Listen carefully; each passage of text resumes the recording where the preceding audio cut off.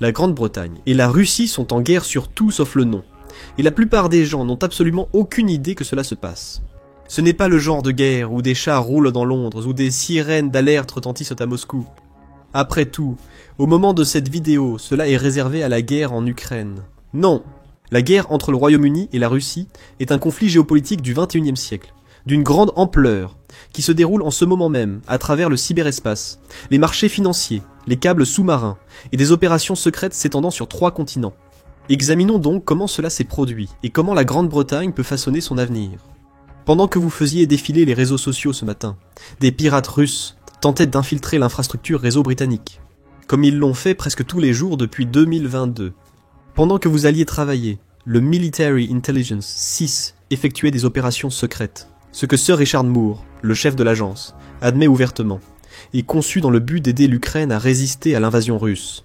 Et pendant que vous regardez cette vidéo, il est probable que des agents russes planifient ce qui serait la 21e tentative d'assassinat connue sur le sol britannique depuis 2022.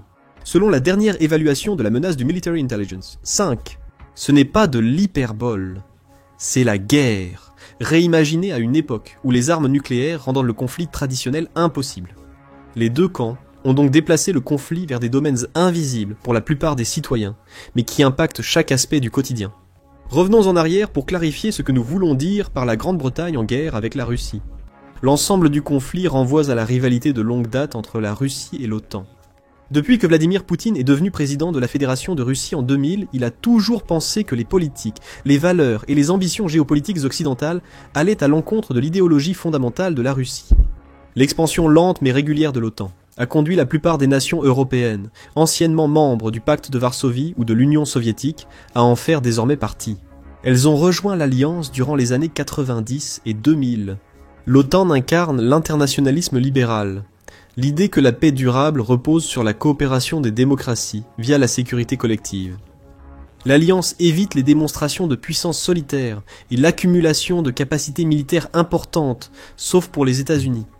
Au lieu de cela, elle démilitarise graduellement l'Europe. Tout simplement en raison du fait que l'armée combinée de l'Alliance est la plus grande et la plus avancée sur le plan technologique et logistique au monde. Cette tendance a été inversée à cause des actions de la Russie, dont nous parlerons plus tard. Mais sans cela, il est probable que l'OTAN continue de s'appuyer sur les États-Unis, et leur approche privilégiant la qualité plutôt que la quantité pour leurs troupes et capacités militaires. Cela s'étend même au système de dissuasion nucléaire.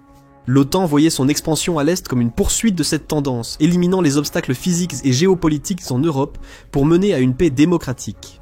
De son côté, Poutine percevait cela comme une menace directe à l'influence de la Russie, érodant sa présence mondiale en tant que grande économie, exportateur et force militaire. Parallèlement, Poutine considérait la dégradation progressive ou le manque d'investissement significatif dans l'armée européenne comme une preuve de faiblesse inhérente. Une faiblesse qu'il comptait exploiter en tant que dirigeant russe. Ce conflit d'intérêts a mijoté pendant des décennies, la diplomatie entre la Russie et l'OTAN passant d'une perspective positive à la neutralité, puis à ce que nous voyons actuellement comme une nouvelle guerre froide. Quand l'Ukraine est devenue la prochaine étape évidente de l'expansion de l'Union européenne et de l'OTAN, la Russie a jugé que c'était allé trop loin. Cela a abouti à un conflit qui allait durer bien plus d'une décennie et finir par culminer en une guerre totale entre la Russie et l'Ukraine.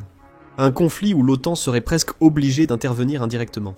La Russie ne se limiterait pas à menacer l'Ukraine, mais tenterait aussi d'affaiblir la pertinence et la position économique de l'OTAN. Dans cette optique, au lieu de se lancer dans des missions militaires suicidaires, la Russie s'est tournée vers la cyberguerre et les manœuvres géopolitiques. Les attaques ont atteint leur apogée en 2017 lorsque le direction principale du renseignement russe, leur service de renseignement militaire, a lancé ce que l'on a communément appelé la cyberattaque, la plus destructrice de l'histoire, après des premières attaques relativement bénignes ou peu médiatisées. Paspataya. L'attaque a principalement ciblé les infrastructures ukrainiennes, mais s'est propagée dans plus de 100 pays, affectant même certaines des plus grandes entreprises russes.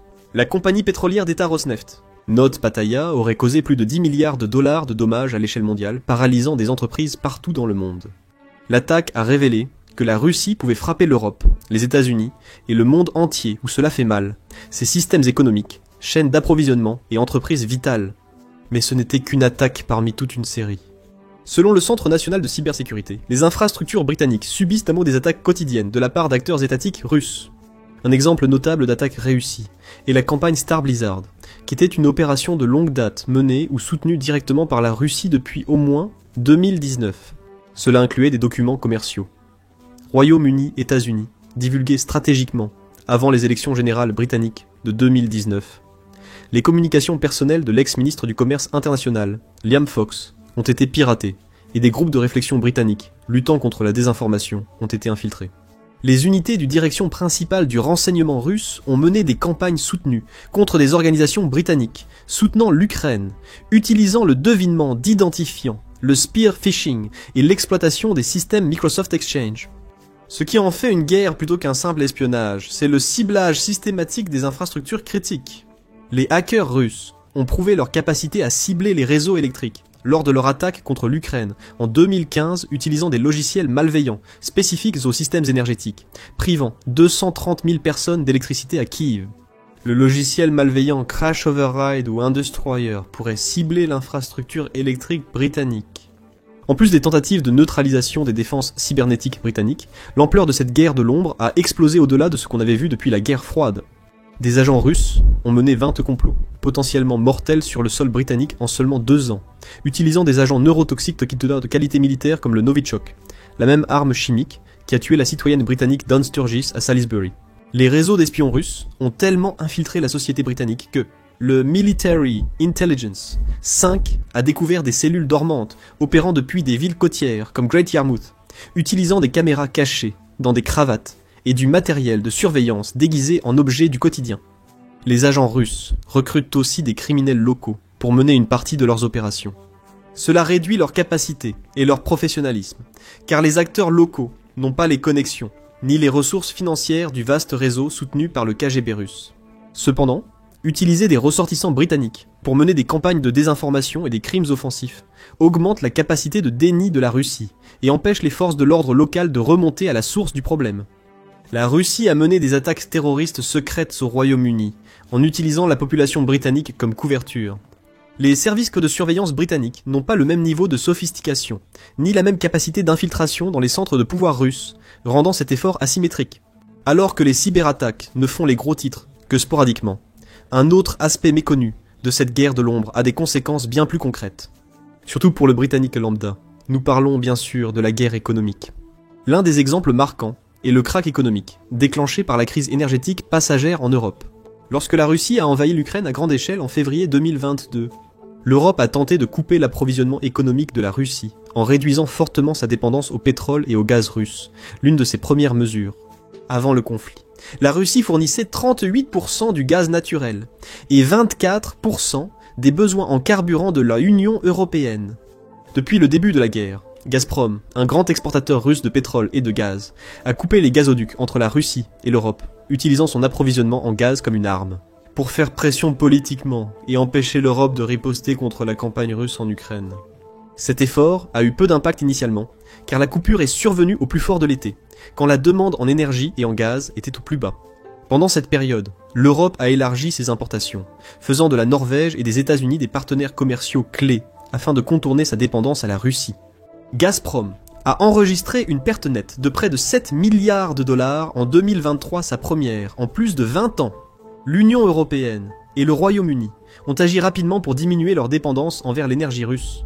La part de la Russie dans les importations totales de gaz naturel du bloc est passée de 45% en 2021 à 19% en 2024. Alors que Moscou ne représentait plus que 3% des importations totales de l'Union européenne en 2024 contre 27% début 2022. Cependant, l'indépendance énergétique de l'Europe a eu un coût énorme, et la hausse des factures d'énergie au Royaume-Uni a été historiquement sans précédent. Les factures d'énergie des ménages typiques ont augmenté de 54% en avril 2022 et de 27% en octobre 2022. Ofgem a annoncé qu'à partir du 1er octobre 2022, un consommateur avec un tarif moyen pour 2 énergies et payant par prélèvement automatique verra sa facture passer de 1971 livres sterling à 3549 livres sterling par an. Selon des estimations indépendantes, le contribuable moyen devra payer plus de 5000 livres par an pour l'énergie en 2023, Cela résultait directement du fait que le Royaume-Uni et l'Europe importèrent des produits énergétiques essentiels de marchés plus onéreux. La Russie tente d'augmenter les prix pour financer sa machine de guerre, malgré l'échec de ses efforts tactiques en Ukraine. En conséquence, le coût de la vie a fortement augmenté à travers le Royaume-Uni durant la première année de la guerre, avec un taux d'inflation annuel atteignant un pic de 11,1% en octobre 2022, un record depuis 41 ans. Malgré les programmes économiques ultérieurs visant à réduire graduellement le coût de l'énergie au Royaume-Uni, il est peu probable qu'ils reviennent au niveau d'avant-guerre dans les 2 prochaines décennies. Alors que la Russie menait une guerre énergétique contre l'Europe, le Royaume-Uni a riposté avec sa propre guerre commerciale. En novembre 2022, les importations du Royaume-Uni en provenance de Russie ont chuté à 18 millions de livres sterling, soit une baisse de 982% par rapport à la période d'avant-guerre. Le commerce bilatéral entre grandes économies se chiffre en millions d'euros plutôt qu'en milliards comme d'habitude. Le Royaume-Uni et la Russie faisaient partie des 15 plus grandes économies mondiales, selon la plupart des critères importants. Pour mettre les choses en perspective, la Grande-Bretagne importe maintenant plus de biens d'Allemagne en un jour que de Russie en une année complète. Il ne s'agissait pas seulement de couper le caviar et la vodka russe. La Russie est devenue le pays le plus sanctionné au monde, avec plus de 2300 personnes et entités soumises aux sanctions britanniques uniquement. Dans ce qui équivaut à une strangulation économique systématique, l'Union européenne a mis en place 18 différents paquets de sanctions suivis par la Grande-Bretagne, visant tout, des yachts des oligarques à la technologie des semi-conducteurs qui alimentent l'équipement militaire russe. Cette forme de guerre économique a été profondément asymétrique, la Grande-Bretagne détenant les cartes en main. La Russie a dû rapidement trouver des marchés alternatifs et s'est vue obligée de compter sur une flotte fantôme de pétroliers. Des navires vieillissants à la propriété obscure, non assurés et souvent dangereux pour l'environnement. Toutefois, la stabilité économique et géopolitique de l'Europe lui permettait de chercher de nouveaux marchés dans les pays développés, surtout chez ses alliés régionaux. Le gaz norvégien et la technologie américaine ont remplacé les importations russes. L'économie du Royaume-Uni a été peu affectée, tandis que l'intégration de la Russie au système financier mondial a été démantelée systématiquement. Le secteur financier de Londres, un des plus grands mondiaux, a essentiellement exclu les entités russes des marchés internationaux. En une nuit, le Royaume-Uni a gelé plus de 25 milliards de livres sterling d'actifs russes, soit une part significative du budget de défense russe d'avant-guerre. 7 grandes banques russes ont été exclues de Society for Worldwide Interbank Financial Telecommunication, le réseau international de messagerie financière, poussant la Russie à développer des systèmes financiers alternatifs. Cela a mené le pays à dépendre de systèmes financiers nationaux et chinois moins avancés, limitant de ce fait sa portée économique globale. Les sanctions cherchent non seulement à punir, mais aussi à réduire durablement la capacité de la Russie à projeter sa puissance mondialement. Cette guerre économique est particulièrement dévastatrice de par sa sophistication. Depuis avril 2025, de nouvelles réglementations interdisent les marchandises, ainsi que les transferts de logiciels sectoriels et de technologies. La Russie n'a donc pas accès à l'infrastructure numérique essentielle aux économies modernes. C'est comme couper non seulement le commerce, mais aussi le système nerveux vital du commerce international. Au-delà de la guerre économique, le conflit réel a catalysé un affrontement plus vaste entre la Russie et la Grande-Bretagne, bien que par procuration. La guerre en Ukraine a brisé l'illusion occidentale de longue date, selon laquelle la guerre conventionnelle majeure appartenait au passé. Auparavant, les armées européennes se préparaient surtout aux missions de maintien de la paix et aux conflits asymétriques, où elles avaient une supériorité aérienne et navale immédiate. Néanmoins, la Russie a déployé d'immenses colonnes de chars, des barrages d'artillerie quasi constants et des essaims de drones d'attaque. L'Ukraine a réagi avec l'une des plus grandes réformes de l'industrie de défense jamais vue, produisant une flotte de drones de combat inégalée en Occident. La révélation a choqué et inquiété l'Europe. La plupart des alliés de l'OTAN avaient démantelé leurs industries de défense après la guerre froide, pendant la période de paix. Dividendes. Ils supposaient que les États-Unis géreraient toute menace sérieuse, tandis que la politique de défense commune dissuaderait suffisamment. Quand l'Ukraine avait un besoin urgent de munitions et d'armes avancées, les capacités de production européennes ont vite été dépassées. Avec les stocks actuels, la Grande-Bretagne seule ne pourrait pas soutenir un conflit similaire au-delà de quelques mois. Cependant, ce signal d'alarme a engendré la transformation militaire britannique la plus remarquable depuis 1945.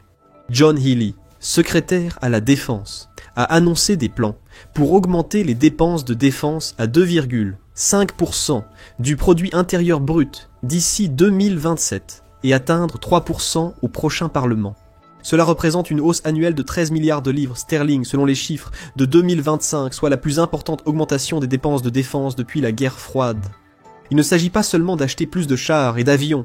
Le Royaume-Uni prévoit de développer un chasseur piloté de 6e génération, capable d'opérer en tandem avec des drones, créant ainsi essentiellement une force hybride où des pilotes humains commandent des essaims d'appareils autonomes. Ceci est crucial vu la prévalence de la guerre par drone en Ukraine, réduisant grandement les coûts de développement et de déploiement des armes, là où le risque pour les opérateurs est minimal. La Royal Navy recevra 12 nouveaux sous-marins nucléaires d'attaque et des navires de patrouille autonomes pouvant opérer sans équipage sur de longues périodes. Le conflit ukrainien est devenu le laboratoire de l'OTAN et en partie de la Grande-Bretagne pour la guerre de nouvelle génération. Les missiles de croisière Storm Shadow, fournis par le Royaume-Uni, ont démontré une efficacité dévastatrice contre les centres de commandement russes situés loin derrière les lignes ennemies, révélant le potentiel révolutionnaire des frappes de précision à longue portée. Le Royaume-Uni a aussi joué un rôle clé dans la fourniture, la structuration et le financement de prototypes qui seraient déployés directement sur le front pour tester leur efficacité en temps réel. Au vu des capacités de la Russie, les ambitions militaires croissantes du Royaume-Uni s'expliquent mode cause mieux, dans le contexte des relations au sein de l'OTAN, notamment entre les membres américains et européens, alors même que l'Europe croyait pouvoir compter sur le soutien sans faille des États-Unis face à l'agression russe. Le retour de Donald Trump à la présidence a provoqué la plus grave crise de l'OTAN en 75 ans d'histoire. Les 100 premiers jours de Donald Trump à la Maison-Blanche ont provoqué un réalignement fondamental menaçant de briser l'alliance transatlantique, au-delà d'un simple changement de politique. Les conseillers de Trump envisageaient publiquement de contraindre Moscou et Kiev à négocier en suspendant l'aide militaire à l'Ukraine, sauf si Kiev acceptait le dialogue, tout en retirant complètement la possibilité d'une adhésion de l'Ukraine à l'OTAN. C'est ce type d'apaisement qui a encouragé l'agression de Vladimir Poutine dès le début. Les liens entre les États-Unis d'Amérique et l'Ukraine se sont tant dégradés que les Américains ont quitté les négociations de paix, reprochant à l'Ukraine et la Russie de ne pas trouver un accord pour un cessez-le-feu. L'Ukraine n'a reçu aucune garantie de protection de l'OTAN contre une nouvelle agression russe. La Russie n'a pas tenu ses engagements pour établir des cessez-le-feu, même partiels ou temporaires.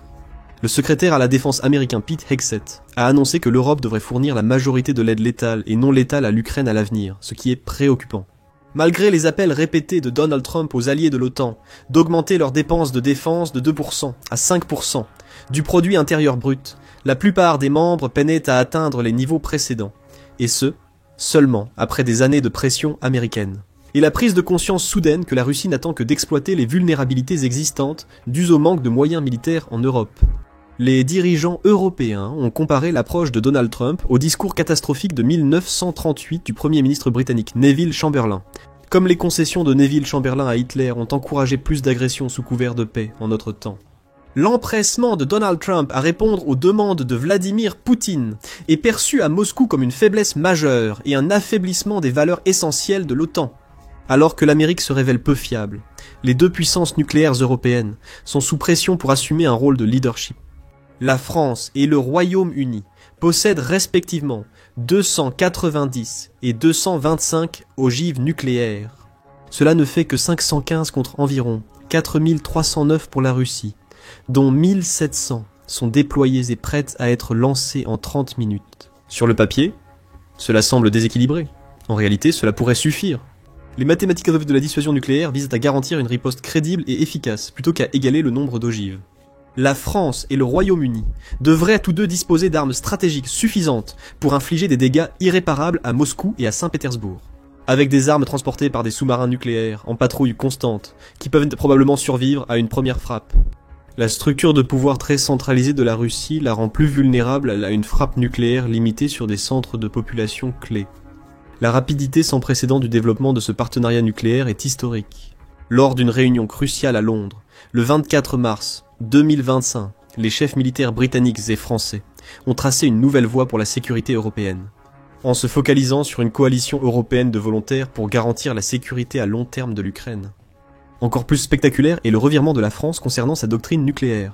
Le président Emmanuel Macron a proposé que la France et le Royaume-Uni prennent la tête de la dissuasion nucléaire pour toute la région. Il espère que les États-Unis, avec leurs avions nucléaires en Europe, resteront à nos côtés. Mais nous devons être prêts au cas contraire. Ce changement a été partiellement provoqué par les bouleversements profonds des objectifs géopolitiques et militaires allemands. Le chancelier allemand Friedrich Merz a instauré des politiques économiques majeures pour accroître les dépenses de défense nationale du pays et réarmer l'Europe par un renforcement interne plutôt que des démonstrations internationales. Cela a du sens. La France et le Royaume-Uni, en Europe, ne peuvent pas considérer leur sécurité comme distincte l'une de l'autre ou de celle de l'Europe, contrairement aux États-Unis. Leurs armes nucléaires ne protègent pas seulement leur territoire. En cas d'attaque nucléaire sur l'Allemagne, la Pologne, les pays baltes ou la Scandinavie, la France et le Royaume-Uni en subiraient les conséquences, plus tôt et plus fortement qu'aux États-Unis. L'un des plus grands défis pour la Grande-Bretagne est de surmonter son déclin économique et politique, principalement causé par l'échec du Brexit. Le Brexit était supposé libérer une Grande-Bretagne mondiale et sûre d'elle, créant de nouveaux liens dans le monde entier. 5 ans après le Brexit, les relations entre le Royaume-Uni et l'Union européenne restent tendues, et son statut de grande puissance économique est incertain. Les chiffres démographiques sont implacables et inchangés. La Grande-Bretagne compte moins de 70 millions d'habitants, dans un monde où la population fait la puissance. La Chine et l'Inde ont chacune environ 1,4 milliard d'habitants. Même l'Union européenne diminuée représente encore 450 millions de personnes. Cependant, les crises créent des opportunités, et la guerre de l'ombre avec la Russie a révélé les forces durables de la Grande-Bretagne. Le Royaume-Uni est l'un des principaux donateurs à l'Ukraine, aux côtés des États-Unis et de l'Allemagne. Ayant promis 18 milliards de livres sterling de soutien entre février 2022 et juin 2025, dont 13 milliards sont destinés à l'aide militaire. Plus importante encore, la Grande-Bretagne a prouvé son aptitude à mener des coalitions internationales et à modeler les réactions mondiales face à l'agression. Le secteur financier britannique reste l'un des 3 plus grands au monde, tandis que la bourse de Londres continue de fonctionner sans relâche. Les services de renseignement du pays sont respectés mondialement. Ce sont les fondements du soft power qui peuvent amplifier l'influence militaire et diplomatique bien au-delà de ce que la population britannique laisserait supposer. Dans une guerre par procuration entre 2 pays ou alliances, comme celle entre la Russie et la Grande-Bretagne ou l'OTAN, la projection de la puissance est ce qui compte le plus. Merci d'avoir regardé et abonnez-vous à The Military Show pour plus d'actualités et d'analyses sur la géopolitique mondiale.